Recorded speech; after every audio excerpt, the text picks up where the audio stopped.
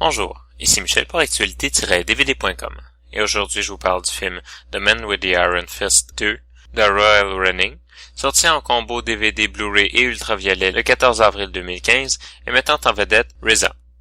Après avoir quitté son village à la fin du premier film pour retourner vers le monastère où il a fait son éducation spirituelle, Thaddeus, un esclave afro-américain libéré mais en fuite, s'arrête dans un village exploité par un tyran qui oblige les habitants à creuser la mine d'argent dans des conditions inhumaines et sous la menace de violences parfois gratuites.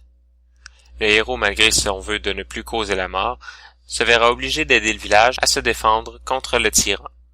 Alors que le premier film dépassait toute attente d'un film de kung-fu à la sauce rap et hip-hop contemporaine, la deuxième partie n'est que la suite très diluée de l'histoire précédente, autant au niveau du scénario qu'au niveau de l'esthétique. Bien qu'il ne faut pas croire que le premier film était un chef-d'œuvre, on peut comprendre que Quentin Tarantino ait bien voulu présenter le film. Le second film change la donne, et il s'agit non seulement d'un film de kung-fu très ordinaire, mais de plus la culture contemporaine qui faisait un clash intéressant dans le premier film devient littéralement dissonante dans la seconde partie. Au point où certaines actions, paroles ou réalités ne se font plus sentir comme des anachronismes comiques et intéressants, mais comme des fausses notes dérangeantes et même agressantes. Alors qu'on aurait pu croire qu'un rappeur n'aurait pas ce qu'il faut pour la réalisation d'un premier long-métrage, Royal Running nous montre que l'expérience ne paie pas nécessairement. La réalisation du film est inégale, fade et sans esthétique particulière. RZA, malgré tout, apportait de la personnalité à son film. Même si la réalisation et l'esthétique étaient inégales avec un tournant esthétique un peu étrange dans le milieu.